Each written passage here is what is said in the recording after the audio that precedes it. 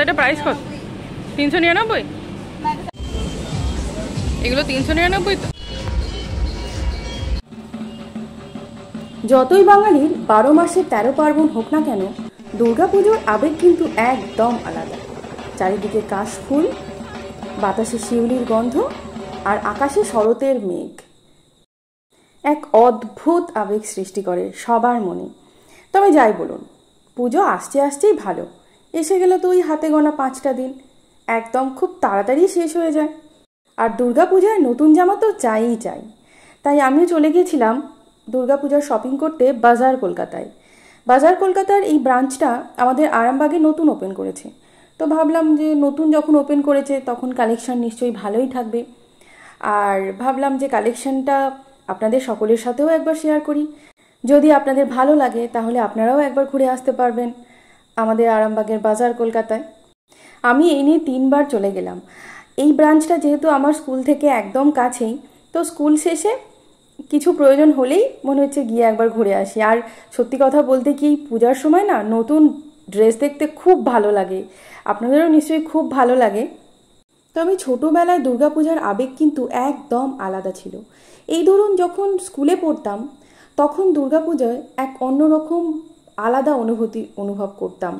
নতুন ড্রেস কেনার একটা অন্যরকম অনুভূতি ছিল।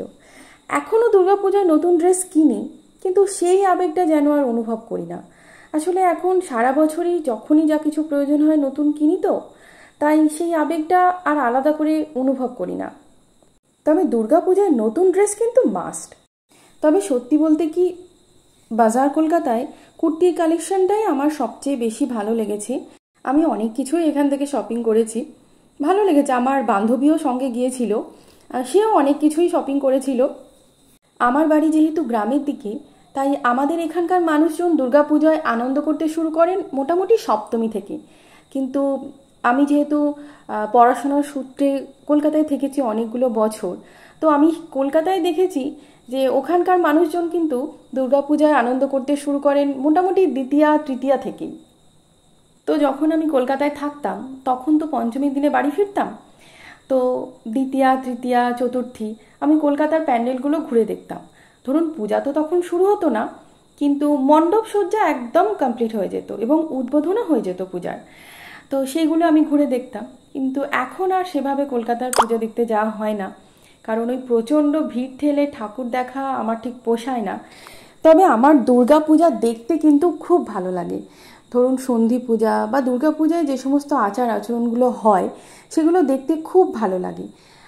আপনাদের কালেকশন কেমন লাগলো তা কিন্তু অবশ্যই জানাবেন। আসলে আমি নিজেও ইউটিউব থেকে সার্চ করে অনেক কালেকশন দেখেছি, তো ভাবলাম গেছি যখন আপনাদের সকলের সাথেও একটু শেয়ার করে নিই, যদি আপনাদের এতে কোনো রকম কোনো সুবিধা হয়। ভীষণ সুন্দর সুন্দর কালেকশন আছে। এই অফ হোয়াইট কুর্তিটা আমি একটা নিয়েছি, ভীষণ কমফোর্টেবল কাপড়টা, খুব সুন্দর। যারা ব্ল্যাক খুব পছন্দ করেন, ব্ল্যাকের কালেকশনও খুব ভালো ভালো আছে, আপনারা গিয়ে দেখতে পারেন। খুব সুন্দর, খুব ভালো লাগবে দেখতে। দেখুন মাত্র 499-এ খুব সুন্দর সুন্দর কালেকশান। 399-এ কুর্তিগুলো খুব সুন্দর, কাপড়গুলো ভীষণ কমফোর্টেবল। এই যে এই কুর্তিগুলো 699-এ। এই যে ব্লুটা, এর একটা রেড কালার আমি নিয়েছি। কি বলুন তো, এই মল থেকে শপিং করে না আর ওই দোকানে শপিং করতে আমার একদম ভালো লাগে না। আপনারা কিন্তু আমাকে অবশ্যই জানাবেন যে আপনাদের মল থেকে শপিং করতে ভালো লাগে না দোকানে শপিং করতে ভালো লাগে। এই দেখুন কি সুন্দর সুন্দর কালেকশান। এই কালেকশানগুলো 799-এ। এই কুর্তিগুলো খুব সুন্দর। আসলে এখানকার কাপড়গুলো খুব সুন্দর। দেখুন 599-এ এত সুন্দর সুন্দর কালেকশান। এগুলো সব 599-এ, খুব সুন্দর। আর এখানে কালার কিন্তু একদম নষ্ট হয় না, এটা একটা ভীষণ প্লাস পয়েন্ট। কালার আপনার যেমন তেমনই থাকে। আমি এটুকু বলতে পারি, আপনারা একবার বাজার কলকাতায় ঘুরে আসতেই পারেন, আপনাদের ভালো লাগবেই।